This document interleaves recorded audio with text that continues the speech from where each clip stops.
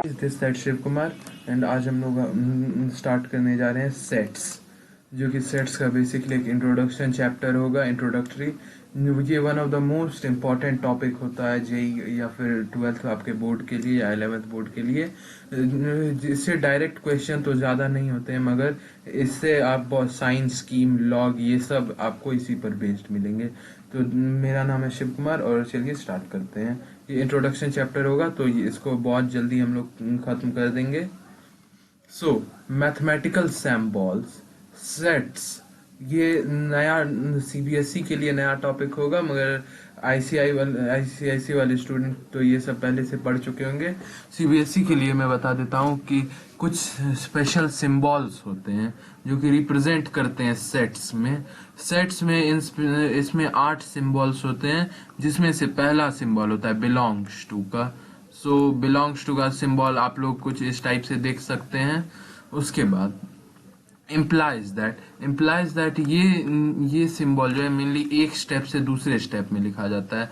जैसे आपने यहाँ पर कुछ समथिंग लिखा, उसके बाद अब आप इसी को नीचे कंटिन्यू करना चाहते हैं तो आप अगर ये साइन लगा देंगे तो इसका मतलब इम्प्लाइज दैट, यानी इसी को आपने यहाँ पर नीचे कंटिन्यू किया है। एंड फॉर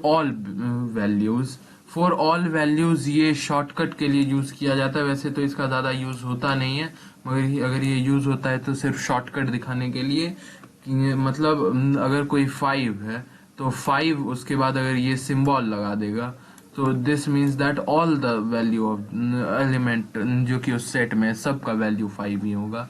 एंड ये बोथ साइड इम्प्लाइज, इसका ज्यादा यूज होता नहीं है लेकिन था तो बताना था आपको। देयर एग्जिस्ट मतलब इसके लिए आपको दे सकता है एक क्वेश्चन में, ये मेनली पूछा जाएगा कि जैसे x, उसके बाद ये देयर एग्जिस्ट का सिंबल लगा के, यानी x there exist in set A. तो ये इसका मतलब होता है ये x कोई एक एलिमेंट है जो कि सेट ए को बिलोंग करता है।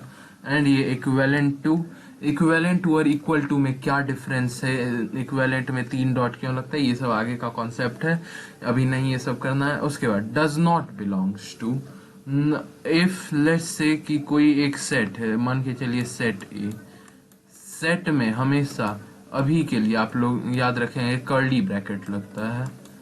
लेट्स से कि सेट ए में 1, 2 एंड 3 कोई एक सेट है, एंड कोई एक सेट है सेट बी का। ऑलराइट, तो सेट बी में एलिमेंट हैं लेट्स से 2 एंड 3, और लेट्स से कि सेट सी कोई है और सेट सी में एलिमेंट हैं 0 और 1 है। तो सेट ए के जितने एलिमेंट हैं उसी में से कुछ पार्ट निकाल के सेट बी में दे दिया गया है। आप देख सकते हैं सेट ए में 1 और 2 और 3 है, सॉरी, और सेट बी में भी 2 और 3 है। इसका मतलब सेट ए के ही एलिमेंट्स को हूबहू उठाकर सेट बी में रख दिया गया है। तो अगर मुझे सेट ए और सेट बी में रिलेशन पूछेगा तो यहाँ पर बिलोंग्स टू का अगर यहाँ पर एक सिंबल होता है ये इसका मतलब होता है सबसेट का ये सिंबल होता है, मतलब B is a subset of A. उसके बाद जैसे लेट्स से कि सेट ए में कोई ये 3 एलिमेंट हैं, अगर इनमें से कोई एक एलिमेंट 1, अगर 1 और ए का रिलेशन पूछा जाए तो हम कहेंगे 1 बिलोंग्स टू ए।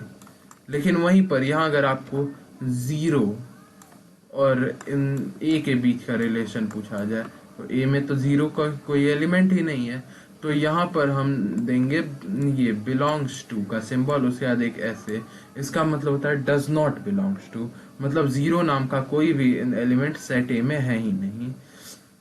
सो ये हो गया। और नल सेट मतलब है कोई एक ऐसा सेट, लेट्स से कि कोई एक डी सेट है, इसमें कुछ भी नहीं है, मतलब कुछ भी नहीं है, ये एकदम खाली है। तो कोई भी सेट हमेशा कभी खाली नहीं होता है, उसके पास एक एलिमेंट हमेशा होता है जो कि होता है ये फाइ, जिसका ये सिंबल होता है, इस फाइ का ये सिंबल होता है। सो आपने एक बात देख लिया कि फाई कोई भी सेट कभी भी खाली नहीं होता है, उसके साथ हमेशा एक सिंबल लगा, उसके साथ हमेशा एक एलिमेंट होता है जिसको फाई बोलते हैं। सेट तो समझ गए होंगे अच्छे से। सो नेक्स्ट आगे बढ़ते हैं। आगे है some important sets. So sets बहुत टाइप के होते हैं, उसमें से कुछ इम्पोर्टेंट सेट्स यहाँ पर दिए हुए हैं। You can see that null set आप यहाँ पर देख चुके हैं। नल सेट, इसका सिंबल ये फाई होता है। Okay sorry, null set it is an empty set called as phi. ये एक एम्प्टी सेट होता है। एम्प्टी सेट मतलब जिस सेट में कुछ भी नहीं होता है, मतलब उस सेट में एलिमेंट वन ही होते हैं। और वो कौन सा एलिमेंट होता है वो पीछे आपको मैं बता चुका हूँ, जो कि फाई होता है, जिसका सिंबल यहाँ पर है। और ये एक एम्प्टी सेट होता है जिसको फाई कहते हैं। उसके बाद universal set, a set containing all possible element in the entire discussion is universal set denoted by U। मतलब एक ऐसा सेट जो कि बात जिस सेट के जिस दो या दो से ज्यादा सेट के बारे में जब बात किया जाता है और उस दोनों सेट का सारा एलिमेंट एक सेट में हो, उसी सेट को यूनिवर्सल सेट कहते हैं। एक एग्जांपल से और क्लियर हो जाएगा। देखिए, लेट्स से कि एक सेट है ए, इसमें एलिमेंट है 1 2 एंड 3, ठीक। एंड एक सेट है बी जिसमें आपका एलिमेंट है 4 एंड 5। सो अब यूनिवर्सल सेट, इन दोनों का अगर हमको यूनिवर्सल सेट लिखना है तो हम लोग लिखेंगे universal set is equal to, यहां देख लीजिए, 1 2 3 4 एंड 5। इट्स प्रीटी सिंपल, तो आप लोग समझ ही जाइएगा इसको। इसको U से डिनोट करते हैं और U पर दो ऐसे लगा दीजिएगा, क्योंकि यूनियन और इंटरसेक्ट और यूनियन का सिंबल सेम हो जाएगा। आप यहाँ पर देख लीजिएगा। उसके बाद subset, let A be a given set if taking any number of element from set A a new set is constructed, then the new set is called subset of A। okay, so subset of A, wait a minute,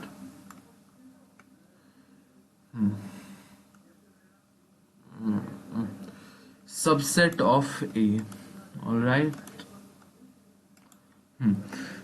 Let A be a given set if taking any number from element of set A a new set is constructed, then the new set is called subset of A। okay, let's say कि कोई एक set है, इसका example यहाँ दिया हुआ है। कोई एक सेट है, लेट्स से ए में एलिमेंट है 1 2 3 4 5 6 7 8 9 एंड 10। ये 3 से 9 तक इंडिकेट करता है ये।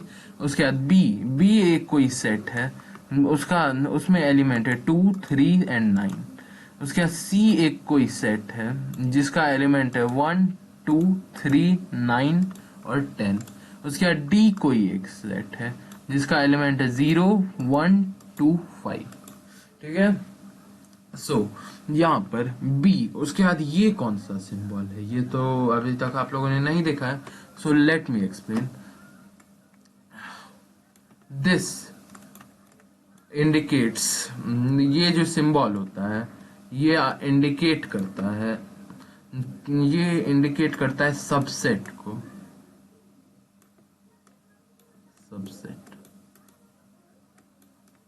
ये इंडिकेट करता है सबसेट को।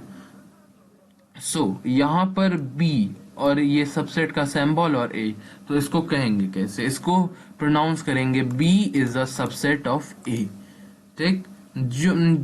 जैसे ए का सबसेट है तो ये ओपन होगा ए के तरफ और क्लोज्ड होगा बी के तरफ। उसके बाद क्यों, और यहाँ बी और ए एक दूसरे का सबसेट क्यों हुआ वो भी देख लीजिए। ए का एलिमेंट है 1 2 3 से 10 तक, और बी का एलिमेंट है 2 3 एंड 9। 2 इसमें आ रहा है, हाँ आ रहा है, 3 आ रहा है, हाँ आ रहा है, 9 वो भी आ रहा है। बी का जितना भी एलिमेंट है वो सारा ए में है, इसीलिए हम लोग कह सकते हैं कि B is a subset of A. उसके बाद C is a subset of A. देखिए सी के एलिमेंट्स 1 2 3, 4 5 6 7 8 9 10, 1 2 3 4 5 6 7 8 9 10 सारे एक एलिमेंट है, ये दोनों इक्वल सेट भी हुए, लेकिन वो आगे देखेंगे हम लोग। फिलहाल के लिए A C is the subset of A D. So D में आप देखिए, डी में एलिमेंट है 0 1 2 एंड 5। 1 यहाँ पर है, 5 यहाँ पर है और 2 भी यहाँ पर है, बट 0 यहाँ पर नहीं है, 0 ए में नहीं है, तो डी ए का सबसेट नहीं होगा। सो ये symbol, this indicates not a subset, this indicate not a subset, ठीक है। सो उसके बाद यहां पर एक चीज और है, आप देख लीजिए, A is the super of B and C. B और सी के सारे एलिमेंट, बी और सी के सारे एलिमेंट ए में हैं। इसका यही मतलब हुआ कि बी और सी इनका सुपर सेट ए है। Alright, so next Venn diagram. So it is again very important, Venn diagram से क्वेश्चंस भी आते हैं। सो देखिए वेन डायग्राम, दिस, ये जो एक रेक्टेंगल है, इस रेक्टेंगल को हम लोग कहेंगे यूनिवर्सल सेट। मतलब इसके अंदर सब कुछ आएगा, जितना का बात डिस्कस होगा सब इस यूनिवर्सल सेट के अंदर आएगा। ओके, सो यहाँ पर एक पहला बिग सर्किल जो है, ये इंडिकेट करता है सेट ए को, और सेट ए, और सेट ए के अंदर एक और स्मॉल सा सर्किल आप देख रहे होंगे जिसको सेट बी कहते हैं। तो इसको एक, आप देख सकते हैं फिगर से, बी में जितने भी एलिमेंट होंगे, लेट्स से अगर यहाँ एक्स होंगे, वाई होंगे, तो ऑब्वियस सी बात है जो बी में होंगे उनको ए में होना ही होगा। बट अगर यहाँ पर z है तो z यहाँ पर नहीं होगा। सो इसी कारण हम लोग यहाँ कहेंगे कि a is the subset of b। तो हाँ, इट्स ओवर। सो आज एक इंट्रोडक्शन सेशन था, hope you like it, like the video, smash the like button, subscribe, and see you in the next video. Till then, stay safe.